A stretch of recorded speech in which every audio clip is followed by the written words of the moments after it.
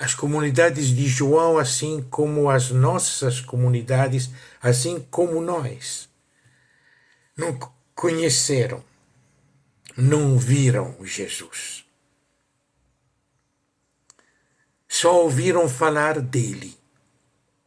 Foram outras pessoas, outras e outros, que chegaram a eles e disseram: Jesus é esse, Jesus foi isso, Jesus para nós significa isso.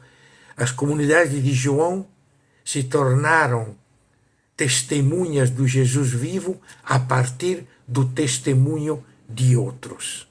É por isso que João não se preocupa com uma questão histórica de como foi que Jesus chamou os discípulos, não segue absolutamente a linha dos sinóticos, onde Jesus, na beira do mar, chama Pedro, André, chama Tiago, chama João. Não. Muda completamente a narrativa e mostra o primeiro anunciador é João, o batizador, que tinha falado de Jesus às multidões, chamando o Cordeiro de Deus que tira o pecado do mundo. Aquele que será a vítima por estar lutando contra as forças da morte, do projeto do mundo, que é o projeto de opressão do anti-reino. O chamou Filho de Deus. E agora, olhando Jesus fixamente enquanto caminha, João diz aos discípulos dele: aí que está, ele é o Cordeiro de Deus. Dois dos discípulos de João vão atrás de Jesus. Jesus se apercebe e pergunta: o que é que vocês estão procurando?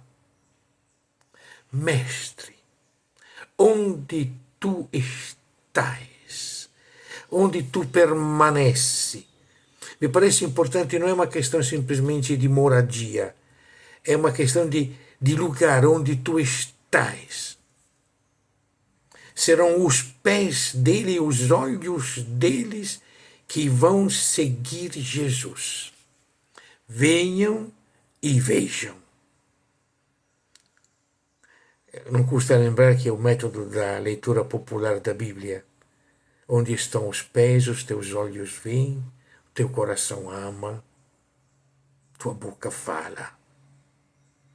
Venham e vejam. Venham permanecer aonde eu permaneço. E permaneceram aí o dia todo. O verbo permanecer será muito usado por João, para mostrar uma realidade que não é temporânea, não é momentânea, é a realidade concreta, permanente, permanecer.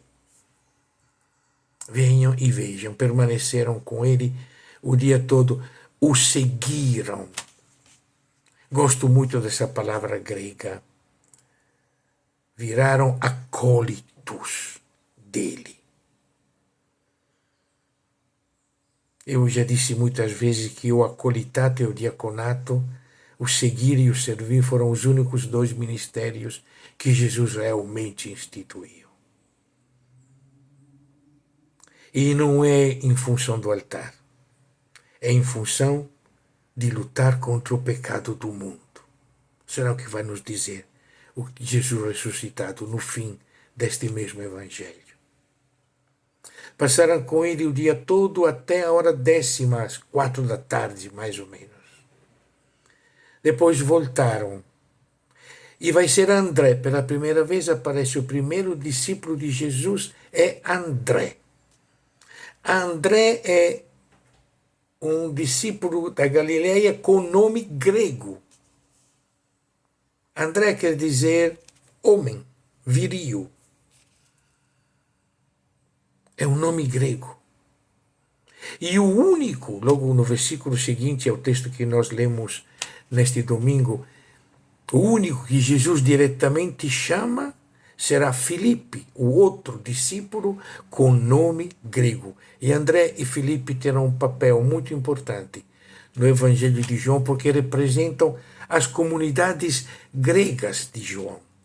As comunidades da segunda, da terceira geração representam as comunidades brasileiras, poderiam se chamar de de Silva, de Raimundo, de Nonato, de Dona Maria, de Dona Raimunda, como as nossas comunidades. É André que vai dizer a Pedro: nós achamos o Messias. Aquele que todo mundo, nós o achamos. O Messias, aquele que nós chamamos Cristo. E João, as suas comunidades que já falavam de Cristo, quer lembrar que Cristo é o Messias que todo mundo esperava e que André achou depois que o seguiu e ficou com ele o dia todo. Pedro vai atrás de André, chega até Jesus, e quando Jesus o olha fixamente, com atenção, diz a ele: eu sei, tu és Simão, filho de João.